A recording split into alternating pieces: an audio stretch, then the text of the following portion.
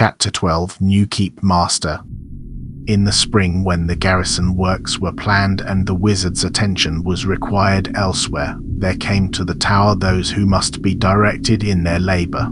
The task fell to the apprentice: receive the men, give the orders, hold the tower's business in the wizard's absence. It was not the first time she had been left with the key. It was the first time the key would be tested. The work.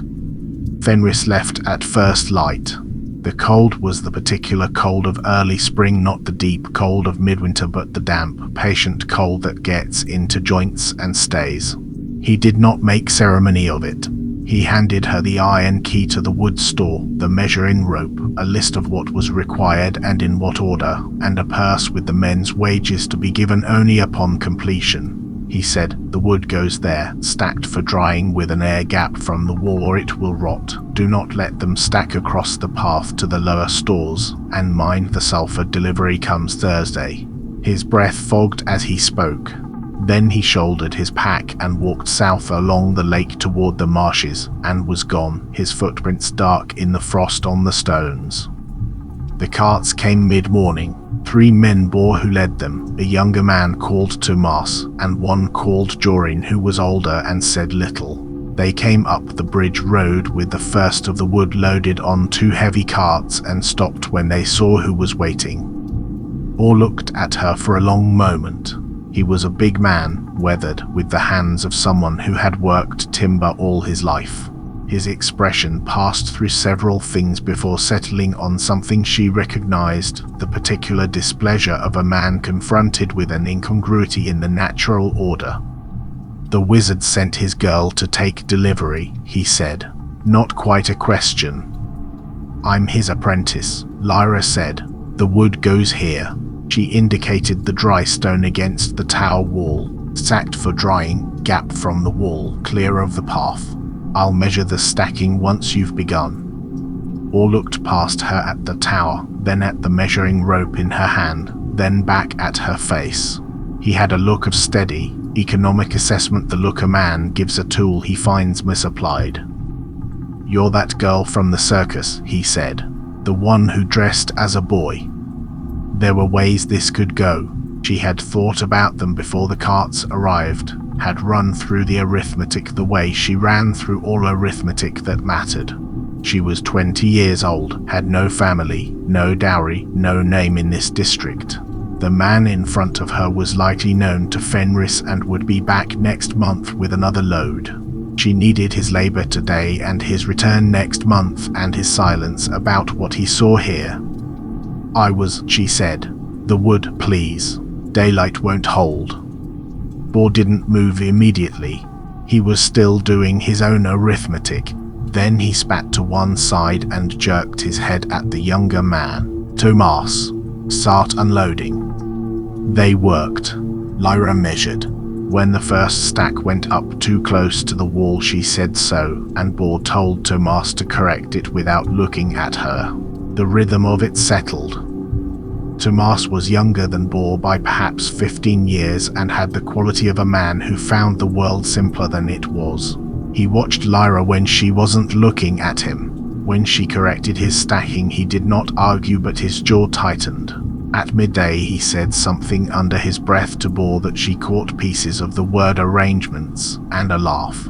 Boar grunted and said nothing. She did not ask what they thought of her. She already knew what they thought of her.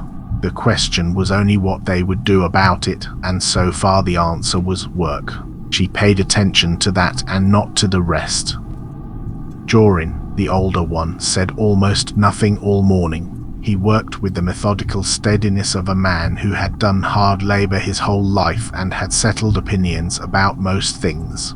Twice she caught him looking at her with an expression she could not quite name, not contempt exactly, more the quiet disapproval of a man who believes the world has been arranged wrongly and finds confirmation of this at regular intervals. At midday she brought them food: salt pork, bread, hard cheese, small beer, and they ate on the stone landing, their hands reddened from the work, breath fogging over the cups. The lake was grey and flat behind them. A bird crossed it in the distance. Nobody lingered over the meal. The cold did not encourage it.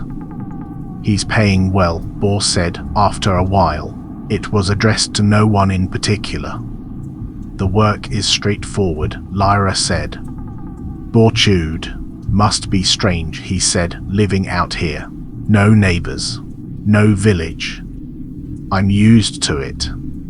"Man like the wizard," Bohr continued, his tone conversational and deliberate, "alone in a tower, takes in a girl with nowhere to go." He left the end of the sentence open. Not quite a question. An invitation. Lyra looked at the remaining stacks they hadn't started on. "The back section needs to go in before the light turns. The lake wind comes around from the east in the afternoons." Jorin set down his cup. "It's not right," he said, not aggressively, the way a man states a fact he has been thinking about for some time. "A woman here, alone, no husband. It's not a proper arrangement." "The arrangement is between me and the wizard," Lyra said. "That's the problem," Jorin said. He was not a cruel man, she thought. He was a man who believed what he believed and was worried, genuinely worried, in the way people are worried when they see something they think will end badly. A young woman needs to be settled. Under a proper roof, with proper people. Not here. Tomas was watching her again. "Miller Godric lost his wife in the winter," he said. "Got 4 children, need a mother. He'd probably take." "The back section," Lyra said. "Please." Something in her voice stopped it. Not anger. Something quieter and more final than anger. She had heard the arithmetic underneath what they were saying. She is a problem to be solved, a liability to be placed somewhere. She was not angry about this because it was simply the world as it was, men deciding the shape of women's lives as a matter of ordinary business. She had no energy to spare for what she couldn't change. What she could change was this: the wood would be stacked correctly, the work would be done, the wages would be paid, and they would leave. And next month they would come back because they needed the coin. And the month after. And each time she would be here, and her being here would become unremarkable, and eventually the question of what the proper arrangement was would stop being asked because it would be obvious that it was not going to change. That was the arithmetic. It was not heroic. It was the same arithmetic that had gotten her through 6 years of circus life and a week in the mountains alone and 100 other things before that. She ran it, kept her face still, and watched the wood go up. Toward late afternoon the work was done. The stacks ran clean along the wall, proper gap, clear path, nothing she needed to correct. She walked the length of them with the rope to be certain, then went back to where the 3 men stood and took the wage purse from her belt. She counted out each man's portion correctly and gave it without ceremony. Bohr took his without comment. Tomas looked at her as he took his, like he was deciding whether to say something, and decided against it. Jorin took his and said good afternoon in the tone of a man who has said his piece and will add nothing more. "The road's clear until nightfall," Lyra said. "You'll make the crossroads before dark if you leave now." They went. She stood on the bridge and watched the carts until the willow lane closed behind them. Then she crossed back to the tower. The door was heavy and well-fitted and swung shut behind her with a sound like a held breath released. She dropped the bolt.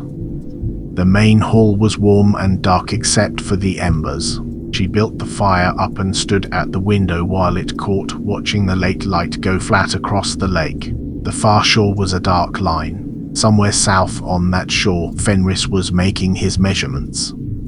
The key was still in her hand. She had been holding it since morning without noticing.